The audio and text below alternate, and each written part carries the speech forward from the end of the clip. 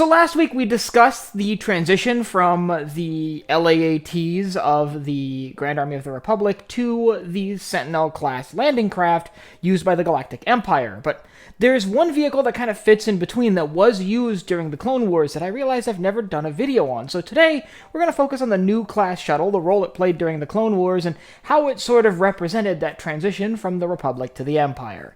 I'm Colin, and this is Sci-Fi Deep Dive.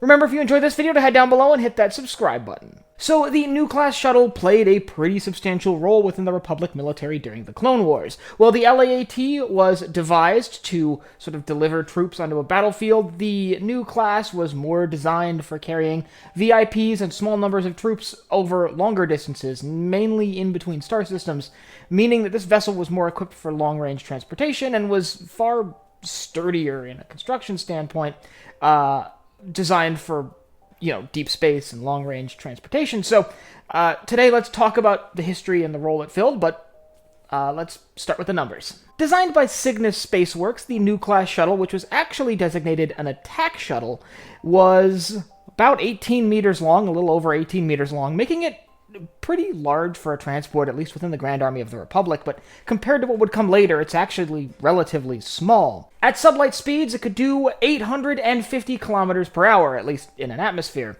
And for hyperspace travel, it had a primary hyperdrive that was a Class 1, which is pretty fast, but is not surprising for a vessel of this size, and a backup that's a Class 12, which is actually pretty slow for a backup. So, while it could obviously work with that backup, you would definitely want to avoid that. Now, as for weapons, the weapons on this vehicle aren't quite as well defined as other vehicles within Star Wars. We know that there are 8 laser cannons scattered around the shuttle, but we don't exactly know where. It's likely that a good number of these are positioned in fixed positions, designed to shoot basically directly in front of the attack shuttle, basically like the laser cannons on a starfighter. Well, there are likely a few of them that are in turreted mounts, allowing them to be swung around to attack targets at odd angles, or secure a landing zone in the unusual event that this vehicle would have to be used in a combat scenario. And for passenger carrying capacity, it could carry up to 30 passengers, which is pretty large for a transport, at least at that time. Like I said, it would be dwarfed by the larger Imperial Sentinel class, but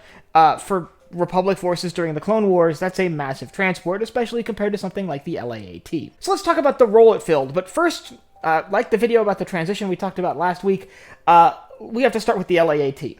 The LAAT is sort of the base point for most Republic transports, so we have to look at the role it fills relative to that. So the LAAT is designed for dropping troops into combat scenarios. It's bristling with guns, it's a gunship and a transport, and it's very capable at delivering troops into a hot combat situation, but it has some drawbacks. It can't travel through hyperspace, for example, and its range is relatively limited, and in a lot of ways, it's still relatively vulnerable to heavy weapons fire. On the flip side, the new class attack shuttle was well suited for those longer voyages that the LAAT was simply not suited for.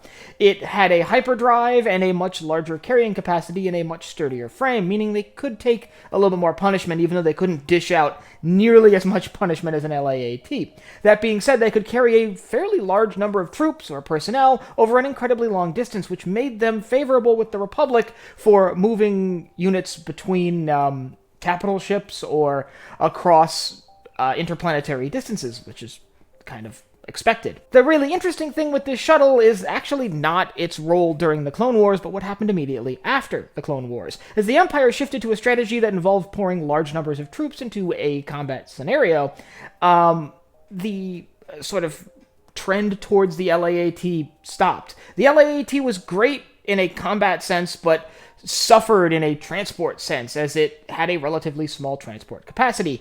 On the flip side, the new class shuttle could carry 30 troops, which is a substantial amount, especially compared to the LAAT. So the Empire favored the use of these in the early days, before they had their own dedicated Imperial-designed transports, to move their stormtroopers or early TK troopers around the galaxy. That's why during the Bad Batch, we see primarily new class shuttles utilized by the Empire, as they transitioned to a doctrine that dictated more mass troop formations as opposed to surgical insertions of small numbers of clone troopers. And I think it's interesting that this likely ties in with the effect that the new class shuttle would have had on future Imperial vehicles.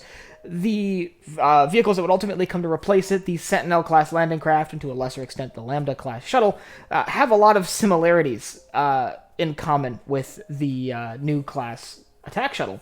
So it's likely, at least from my perspective, that Sinar Fleet Systems, which designed the Lambda and Sentinel-class shuttles, probably copied a lot of elements of the new class shuttle because it was so popular with early Imperial leadership that saw it fitting their doctrines. So if you're trying to design a replacement, you simply copy what worked before and modernize it, which seems to be exactly what Sinar Fleet Systems did. Still, it sort of represents this transition from the LAAT, a combat-focused gunship designed to deploy troops directly into combat scenarios, to the heavier transports we see the Empire use, like the Sentinel-class landing craft. If you'd like to learn more about that transition from battlefield gunships that can carry some troops, like the LAAT, to dedicated heavy transports with limited combat capabilities, like the Sentinel, I'll leave a link up here to my video breaking down this transition and why the Empire switched from these light gunships to the heavier transports. And I'd like you to let me know down in the comments whether you think the Republic really needed this ship.